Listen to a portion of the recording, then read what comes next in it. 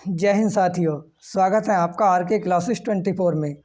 दोस्तों, जैसा कि आप सब जानते हो, मैं आपको यूपी पुलिस का कंप्लीट मैथ सॉल्व कराने वाला हूं। साथियों, मैंने अभी तक प्रतिशत पर कुछ वीडियो दिए हैं। आज मैं फिर से आपको प्रतिशत पढ़ाने वाला हूं। आशा करता हूं आपने पिछले वीडियो विजिट कर लिए होंगे, और जिन साथियों ने हमारे अभी पिछले वीडियो विजिट नहीं किए हैं, दोस्तों यहाँ आई बटन पर अथवा डिस्क्रिप्शन में लिंक दिया गया है। आप लिंक पर क्लिक करके वीडियो विजिट कर लीजिए, जिससे कि आज का लेक्चर आपको काफ़ी अच्छे से समझ आ जाएगा। दोस्तों, वीडियो आपको काफ़ी पसंद आने वाली है, इसीलिए वीडियो को लाइक कर दीजिए और हमारे चैनल को सब्सक्राइब कर लीजिए। दोस्तों, साथ ही साथ बेल आइकन को भी ऑन कर लीजिए, जिससे कि नेक्स्ट वीडियो का नोटिफिकेशन आप तक पहुँच सके। तो दोस्तों, आइए बढ़ते हैं आज के पहले प्रश्न की ओर। हमें प्रश्न में दिया गया है, यदि नीता का वेतन पायल के वेतन से 25% अधिक हो तो पायल का वेतन नीता के वेतन से कितने प्रतिशत कम होगा। दोस्तों, इस प्रकार का प्रश्न हम 100 मानकर करते हैं तो काफ़ी इजी हमें हो जाता है, क्योंकि यदि मैं 100 का 25% निकालता हूं तो 25 ही होगा। इसीलिए ऐसे प्रश्नों को आप फ्रैक्शन ना बनाकर डायरेक्ट 100 मानकर करोगे तो काफ़ी आसानी से सॉल्व हो जाता है। दोस्तों, प्रारंभ में थोड़े हल्के प्रश्न लिए हैं, और जैसे जैसे क्लास बढ़ती जाएगी क्वेश्चनों का लेवल बढ़ता जाएगा। दोस्तों, हमें पायल दिया गया है और नीता, तो नीता के लिए हमने n बना लिया है और पायल के लिए हमने p बना लिया है। दोस्तों, प्रश्न में आगे दिया गया है, नीता का वेतन पायल के वेतन से 25% अधिक है। अर्थात पायल को यदि हम 100 मान लेते हैं तो 100 का 25% 25 होता है। अर्थात 100 में हम 25 जोड़कर 125 नीता के वेतन को मान लेते हैं। दोस्तों, प्रश्न में हमें आगे दिया गया है कि पायल का वेतन नीता के वेतन से कितने प्रतिशत कम होगा।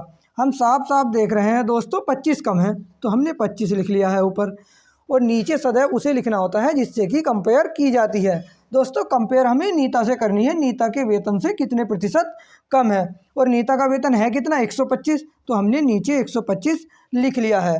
दोस्तों, हमें आंसर प्रतिशत में बताना है, या तो आप प्रतिशत के लिए 100 से गुणा कर लीजिए, अथवा इसे काट कर 25 पंजे 125 होता है, तो 1/5 की डायरेक्ट प्रतिशत वैल्यू 20% होती है। या तो आप इस प्रकार से 20% आंसर दे सकते हो, नहीं तो दोस्तों 5 से आप इसे 5 दूनी 10, यहाँ भी आपको 20% आंसर आ जाएगा। आशा करता हूँ प्रश्न आपकी समझ में आया होगा। तो दोस्तों, नेक्स्ट क्वेश्चन की ओर बढ़ते हैं।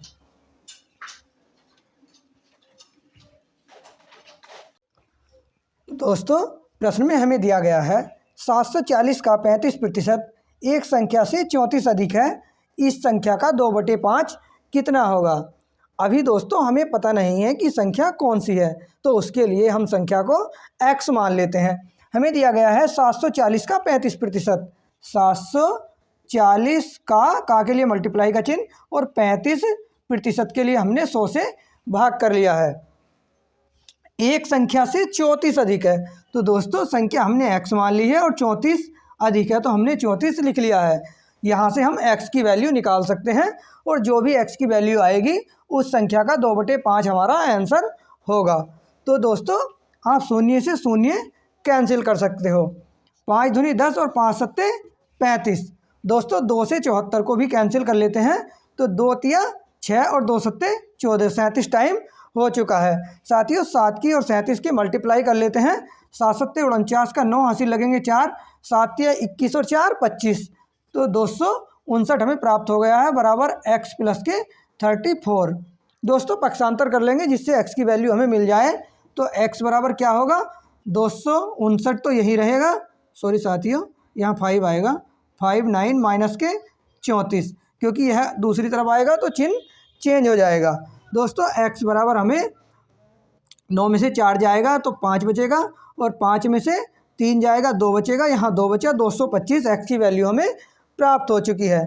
साथियों, इसी का हमें 2/5 बताना है, वही हमारा आंसर होगा।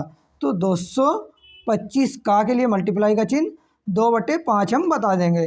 दोस्तों, 5 से कैंसिल कर लीजिए, 5 चौक 20 और 5 पंजे 25, हमें 45 मिला, और 45 दूनी 90 होता है, तो 90 हमारा आंसर होगा। आशा करता हूँ प्रश्न आपकी समझ में आया होगा। विकल्प नंबर बी हमारा सही उत्तर होगा। तो दोस्तों, नेक्स्ट क्वेश्चन की ओर बढ़ते हैं।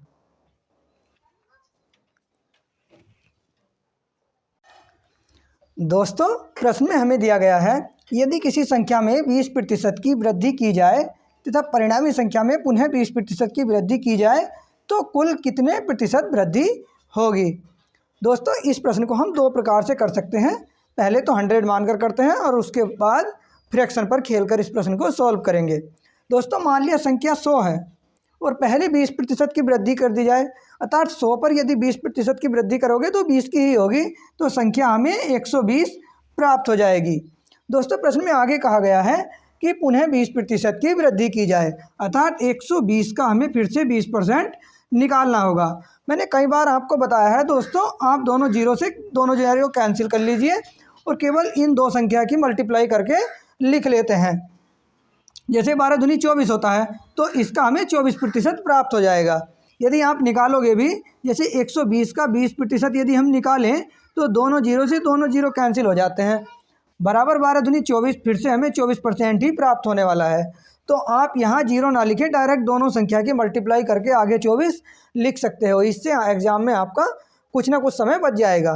तो दोस्तों पहले संख्या हमारी 120 थी और अब 24% की और वृद्धि हो गई, अर्थात संख्या हमें 144 मिलने वाली है। साथियों प्रश्न में हमें बताना है कि कुल कितने प्रतिशत की वृद्धि हो गई। मूल संख्या हमारी 100 थी और लास्ट में संख्या हमें 144 प्राप्त हुई है, तो हमें साफ साफ दिखाई दे रहा है कि हमें 44 की वृद्धि मिली है। 44 की वृद्धि हो गई है कितने पे, 100 पे, और प्रतिशत के लिए फिर से आप 100 से मल्टीप्लाई कर लोगे। दोस्तों 100 से 100 कैंसिल हो जाएगा, 44% हमारा सही आंसर होगा। दोस्तों यदि इस प्रकार प्रश्न आपकी समझ में नहीं आया तो आइए देखते हैं एक और छोटा प्रकार है इसका। हमें प्रश्न में दिया गया है कि 20% की वृद्धि हुई है। 20% को हम फ्रैक्शन में लिख सकते हैं 1/5, अर्थात यदि संख्या हमारी 5 है तो उस पर 20% 1 होगा, 5 का 20% 1 होगा, अर्थात मूल संख्या यदि हमने 5 मान ली तो 20% की वृद्धि करके हमें संख्या 6 प्राप्त हो जाएगी, क्योंकि 5 का 20% 1 होता है और 5 और 1 6, तो हमें संख्या 6 मिली। दोस्तों प्रश्न में फिर से कहा गया है कि 20% की वृद्धि पुनः की गई है। फिर से हमें यहाँ 5 है मान के चलिए, 5 का 20% 1 होता है, अर्थात फिर से हमें संख्या 6 मिल गई। लेकिन हमने उसी संख्या में की है वृद्धि, अर्थात यह और यह संख्या दोनों कॉमन है तो एक ही होनी चाहिए। तो हम इसे कॉमन कैसे बनाएंगे, इसके साथ 5 की मल्टीप्लाई कर लेंगे और नीचे के साथ 6 की मल्टीप्लाई हम कर लेंगे। दोस्तों जब इसके साथ हमने 5 की मल्टीप्लाई की है तो यहाँ हमें 5 की मल्टीप्लाई करनी होगी, और जब इसके साथ हमने 6 की मल्टीप्लाई की है तो इसके साथ भी हमें 6 की मल्टीप्लाई करनी होगी। अब यहाँ हमें 25 प्राप्त होगा और यहाँ 36 प्राप्त होगा। दोस्तों यहाँ हमें 25 थी जो मूल संख्या, और अंत में डबल वृद्धि होने के बाद संख्या हमें 36 मिली, तो कितने की वृद्धि हो गई, 11 की वृद्धि हो गई है। कितने के ऊपर, 25 के ऊपर, और परसेंट के लिए गुणा हमने 100 कर लिया है। दोस्तों 25 चौका 100 होता है, 11 से जब 4 की आप मल्टीप्लाई करोगे तो 11 चौक 44% आपको आंसर के रूप में मिल जाएगा। विकल्प नंबर बी हमारा सही उत्तर होगा।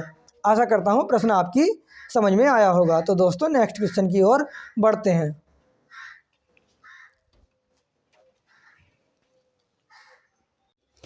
दोस्तों प्रश्न में हमें दिया गया है राम की आय में 10% की कमी कर दी गई है, उसकी आय पूर्व स्तर पर लाने के लिए नई आय में कितने प्रतिशत की वृद्धि करनी होगी।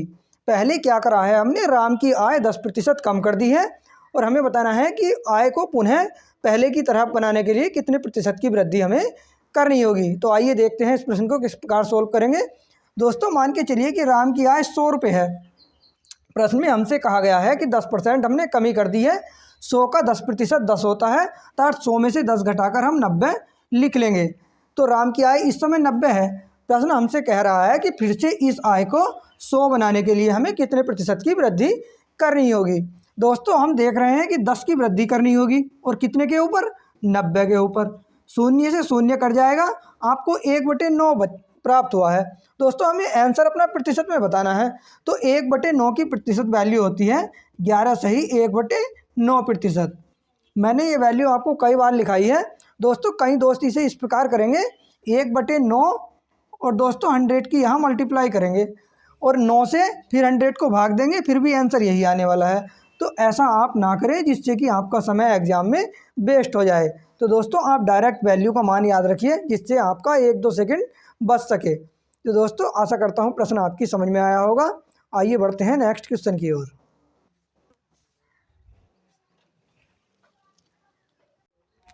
दोस्तों प्रश्न में हमें दिया गया है फलों के मूल्य में 30% कमी करने पर उनकी बिक्री 40% अधिक हो जाती है।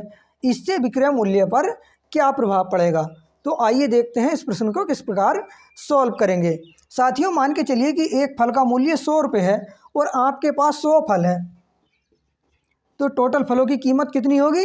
दोस्तों 10,000 रुपये के ये फल हमें मिलने वाले हैं। प्रश्न में हमें दिया गया है कि मूल्य में हमने 30% की कमी कर दी है, अर्थात जो फल 100 रुपये का था वो फल हमें 70 रुपये का मिलेगा, क्योंकि 100 का 30% 30 होता है, तो हमने 100 में से 30 घटाकर 70 रुपये अपने एक फल का मूल्य मान लिया है।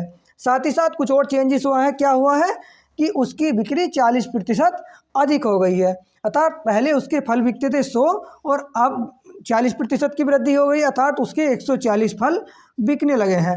दोस्तों एक फल का मूल्य कितना है? 70 रुपये। हम देखते हैं अब टोटल उसकी जेब में कितने रुपए आने वाले हैं। 14 की जब आप 7 से मल्टीप्लाई करोगे तो 14 सत्ते 98 होता है और 2 शून्य हैं तो 2 शून्य लग जाएंगे।